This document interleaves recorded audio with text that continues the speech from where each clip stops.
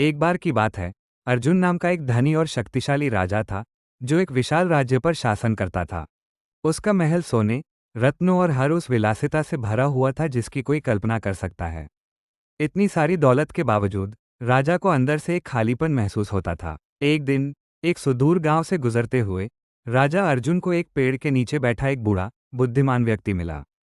उस व्यक्ति के पास एक कटोरा और एक छोटी सी चटाई के अलावा कुछ नहीं था, फिर भी वह शांत और संतुष्ट दिख रहा था। राजा ने आश्चर्यचकित होकर उसके पास जाकर पूछा, बूढ़े आदमी, ऐसा कैसे है कि तुम इतने खुश और शांत दिख रहे हो, जबकि तुम्हारे पास कुछ भी नहीं है? मैं राजा हूँ, मेरे पास दुनिया की सारी दौलत है, फिर भी मैं खालीपन महसूस करता हूँ। तुम्हारा रहस्य क्या है?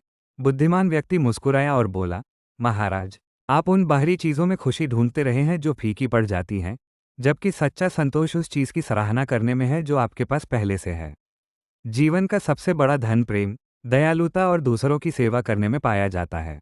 राजा ने हैरान होकर पूछा, लेकिन दूसरों की सेवा करने से मुझे खुशी कैसे मिल सकती है?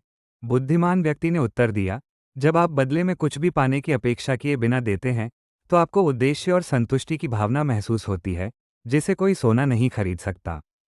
धन आपके हाथों में पानी की तरह है, चाहे आप इसे कितना भी पकड़ने की कोशिश करें, ये फिसल जाता है।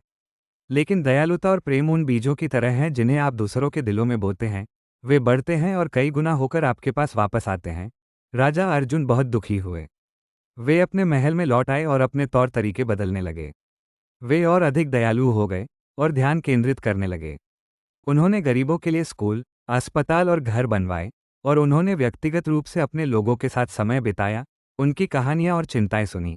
जैसे जैसे समय बीतता गया, राजा का दिल बदलने लगा। अब उसे वो खालीपन महसूस नहीं होता जो पहले उसे सताता था। उस दिन के बाद से राजा अर्जुन को वो शांति और संतुष्टि मिल गई जिसकी वो लंबे समय से तलाश कर रहे थे। दोस्तों, लाइक करो, शेयर करो और सब्सक्राइब करो।